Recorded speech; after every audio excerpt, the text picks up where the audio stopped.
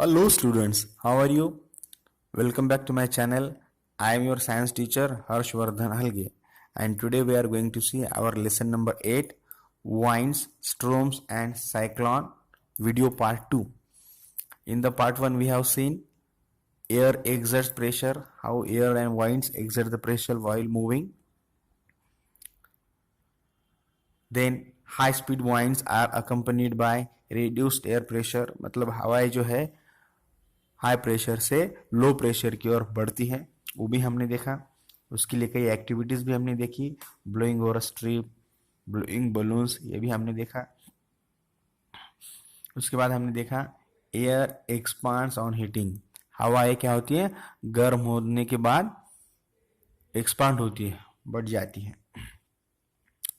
उसके बाद हमने कुछ एक्टिविटीज ली, इस एक्टिविटीज में भी क्या प्रूव किया हमने कि hot air is lighter than cold air. Okay, now in this part 2 video we are going to see wind currents are generated due to uneven heating on the earth. मतलब ये जो हवाओं की धाराएं है, मतलब हवा का जो प्रवाह है वो बनता है, कैसे बनता है, अनइवन हीटिंग, मतलब कभी गर्म कभी ठंडा, कम गर्म ज्यादा ठंडा, इसकी वजह से अर्थ के ऊपर क्या होते हैं, वाइंड्स करंट्स तैयार होते, कैसे होते। चलो सिचुएशंस कौन सी है, पहली सिचुएशन में है uneven heating between the equator and the poles. Equator आपको पता है, और पोल, पोल कौन से, north pole and south pole. Okay, so we will start now. You might have learned in geography that regions close to the equator get maximum heat from the sun, है कि नहीं, मतलब जो equator के पास जो reason होता है वो सूरज से ज्यादा हीट और रोशनी पाता है। The air in these regions get warm. अब ज्यादा वहां पे धूप मिल रही तो ऑटोमेटिकली वहां की जो हवा है वो भी गर्म हो जाएगी। द वार्म एयर राइजेस, वहां की जो गर्म हवा है वो ऊपर की ओर जाएगी। And the cooler air from the region in the 0 to 30 degrees latitude belt on either side of the equator moves in. मतलब होता क्या है, जहां की हवा गर्म है वहां की हवा ऊपर की ओर जाती है, और 0 to 30 डिग्री लैटिट्यूड में जो जगह है वहां पर वहां की ठंडी हवाएं उसकी जगह ले लेती है। These winds blow from the north and the south toward the equator. ये हवाएं कहां से चलती है, north pole to south pole तक, इक्वेटर की ओर बढ़ती है। Now at the poles the air is colder than that the latitude about 60 डिग्री। अब होता क्या है, पोल्स के पास, मतलब नॉर्थ पोल हो या साउथ पोल हो, आपको पोल पता चल गया है कि नहीं। चलो, पोल मतलब कौन से, ये वाला कौन सा पोल है, नॉर्थ पोल, और नीचे वाला कौन सा है, साउथ पोल। ये तो दो समझ में आएगा। और ये क्या होते हैं, नेचर में बहुत ठंडे होते हैं, यहाँ पे हमेशा बर्फ ही होती है। So the air is colder at the place of poles than that latitude about 60 डिग्री। अब ये क्या है, ये जो आपको लाइंस दिख रही है व्हाइट कलर की, 1 2 3 4 5, ये क्या है, इमेजिनरी लाइंस है। ओके, और ये सेंटर का क्या है, इक्वेटर। सो ये जो है the warm air in these latitudes rise up and the cold winds from the polar regions rush in to take its place. गर्म हवाएं क्या करती हैं, ऊपर जाने लगती हैं, और ठंडी हवाएं जहां पर पहले गर्म हवा थी उस वो जगह ले लेती है। In this way wind circulation is set up from the poles to the warmer latitude. जैसे यहाँ पर फिगर 8.8 में दिखाया है कि क्या होता है, ये जो हवाएं हैं गर्म होने के बाद ऊपर की ओर जाती है, और उस गर्म हवा की जगह पर कौन सी हवा जगह ले लेती है, ठंडी हवा। देखो, ये वाला कौन सा पोल है, ये वाला नॉर्थ पोल, और ये नीचे वाला साउथ पोल है। तो ये हवाएं किधर जा रही है, ठंडी हवाएं कहाँ जा रही है, इधर आ रही है। और जहाँ पे जमीन है, वो जमीन वाला हिस्सा है, वहां की जो गर्म हवा है वो कहाँ जा रही है, ऊपर जा रही है, और ये ठंडी हवा है उस गर्म हवा की जगह ले लेते हैं। जैसे हमने कन्वेक्शन ऑफ वाटर में देखा है ना, कि जब हम बर्तन गैस पे रखते हैं तो सबसे पहले नीचे वाला पानी गर्म होता है, फिर वो गर्म पानी ऊपर की ओर चला जाता है, और ऊपर का ठंडा पानी नीचे आ जाता है। इसे हम क्या कहते हैं, कन्वेक्शन ऑफ वाटर। ठीक उसी तरह से कन्वेक्शन ऑफ एयर भी होता है। चलो, ये वाला पॉइंट। अभी हम देखेंगे सेकंड वाला। सेकंड में क्या है, uneven heating of land and water. मतलब अनइवन मतलब एक जैसी गर्म होती है एक जैसी ठंडी होती है क्या, सब जगह पर नहीं। उसका गर्म होने का जो प्रोपोर्शन है वो हर जगह पे अलग अलग होता है। जैसे समुद्र का पानी है वो अलग टाइम पे गर्म होगा, उसके आजू बाजू जो कोस्ट लाइन एरिया है या फिर हमारे जैसा ग्राउंड है वो अलग अलग मात्रा में गर्म होगा। You have read about the sea breeze and land breeze, ये तो हमने देखा है चैप्टर 4 में, है कि नहीं। सी ब्रीज समुद्र की तरफ से चलने वाली हवाएं क्या कहती है, सी ब्रीज, और जमीन की तरफ से चलने वाली हवाओं को क्या कहते हैं, land breeze. In summer near the equator the land warms up faster. देखो समर सीजन में होता क्या है, इक्वेटर के पास की जो लैंड है वो गर्म होती है। अब वहां की लैंड गर्म हो गई तो ऑटोमेटिकली वहां का टेम्परेचर बढ़ जाएगा, और टेम्परेचर बढ़ जाएगा मतलब वहां की हवा क्या हो जाएगी, गर्म हो जाएगी। और वहां की हवा गर्म हो जाएगी तो उसके बाजू में क्या है, वाटर, वाटर की हवा कैसी रहेगी उसके ऊपर की, वो ठंडी रहेगी। The air over the land gets heated and rises, गर्म हवा ऊपर की ओर जाएगी, और this causes the winds to flow from the ocean towards the land.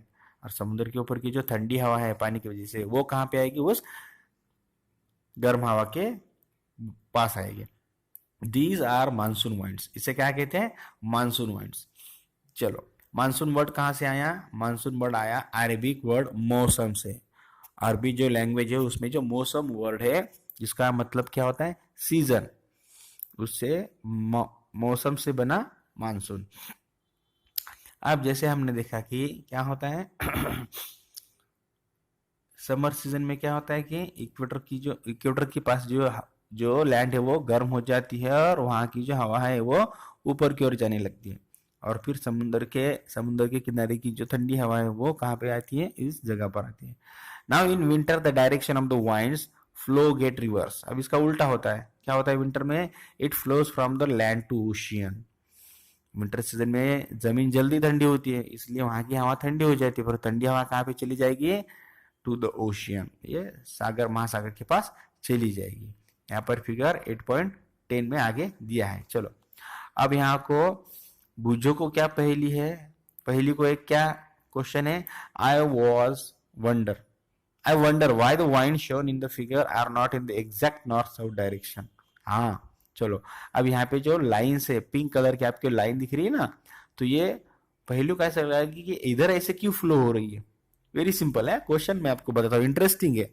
आप मुझे इसका आंसर कमेंट पे दे देना कि ये जो ऐसे लाइंस इधर क्यों टर्न होते हुए आपको दिखाई दे रही है, ये नॉर्थ पोल के और ये साउथ पोल की पिंक कलर के जो ये जो एरोज है वो ऐसे टर्न क्यों है, वो थे। आप लोग सोचो और मुझे बताओ।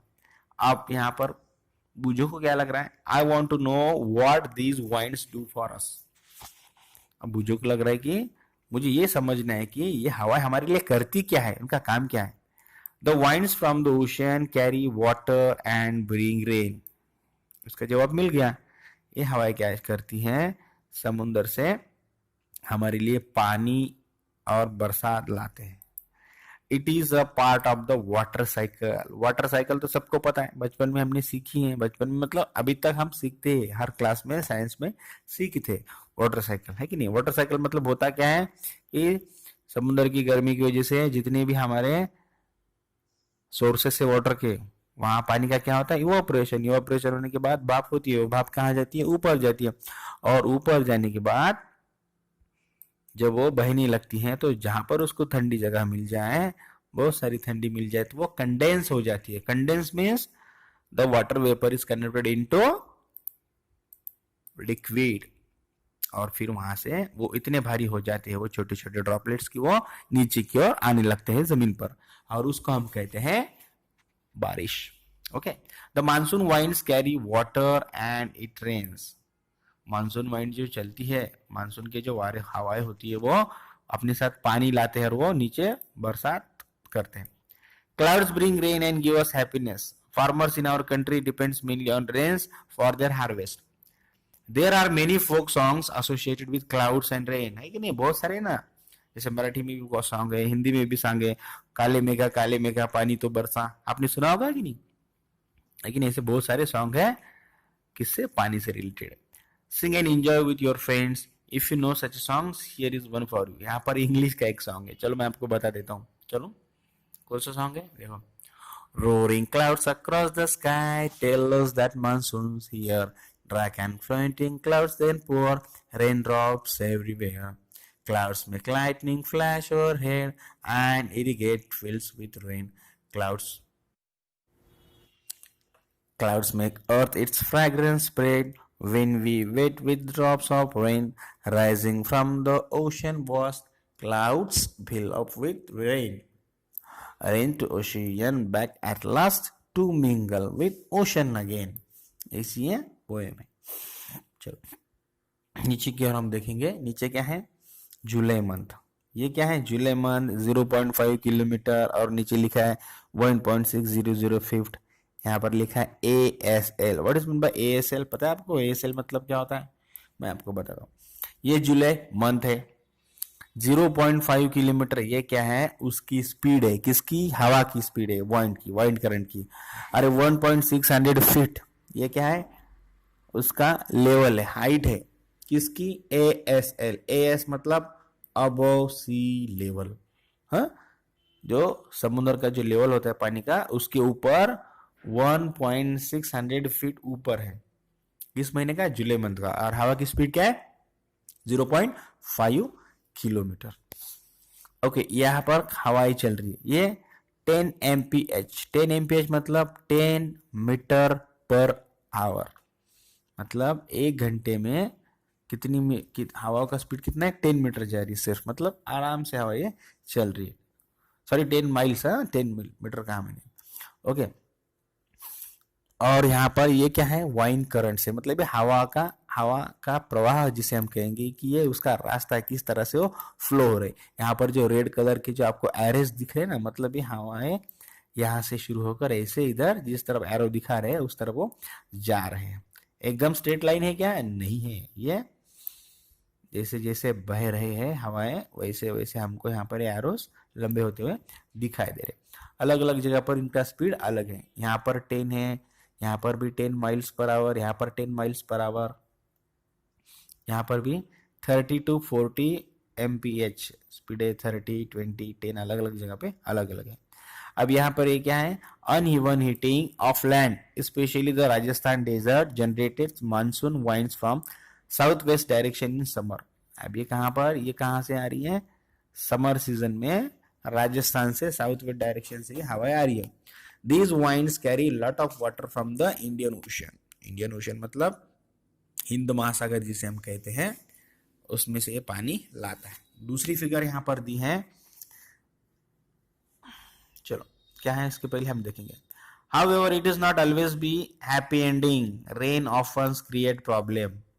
मतलब जैसे हमने पहले कहा था कि ये जो सॉन्ग हमने यहाँ पे सुना ना, हर बार पानी के ऊपर का गाना, यहाँ पर तो ठीक है सुनने के लिए अच्छा लगता है, लेकिन हर बार बारिश हमारे लिए खुशियां ही लाती है क्या? नहीं.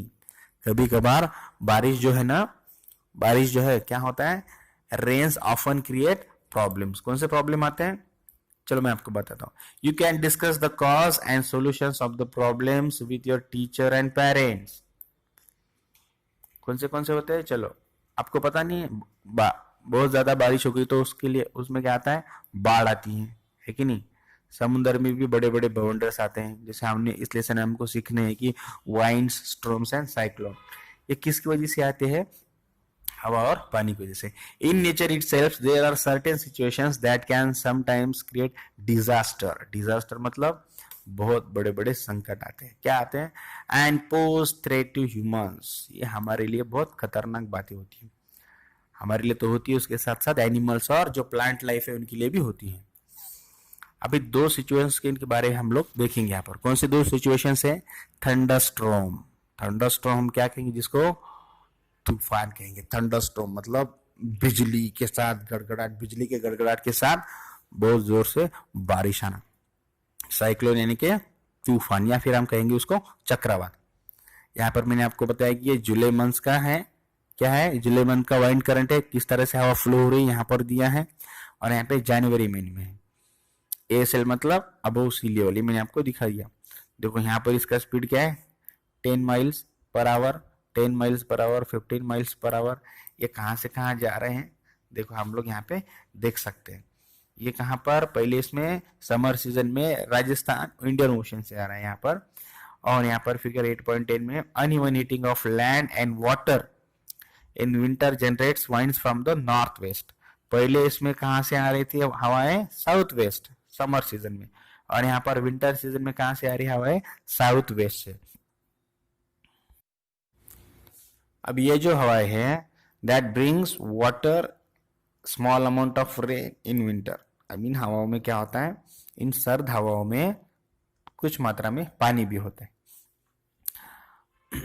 ये जो हमें यहाँ पर जो मैप दिया है वाइंड करंट का, ये कहाँ से मिला है हमें? इंडियन मेट्रोलॉजिकल डिपार्टमेंट, जो गवर्नमेंट ऑफ इंडिया का होता है, उससे हमें मिला है। तो आज हम यहीं पे रुकते हैं, आज की वीडियो में बस इतना ही। लेकिन अगला वीडियो बहुत इंपॉर्टेंट होने वाला है, पार्ट 3, जिसमें हम लोग देखेंगे what is mean by thunderstorm, cyclone, उसका स्ट्रक्चर कैसे होता है, क्या क्या प्रिकॉशंस हमें लेनी चाहिए, थंडरस्टॉर्म बनते कैसे हैं, उससे क्या क्या नुकसान होता है, यह हम लोग डायग्राम वाइज यहाँ पर हम लोग देखेंगे। कैसे बनता है, उससे क्या क्या डिस्ट्रक्शंस होता है, क्या क्या नुकसान हमें होता है, और उससे बचने के लिए क्या क्या उपाय करने चाहिए,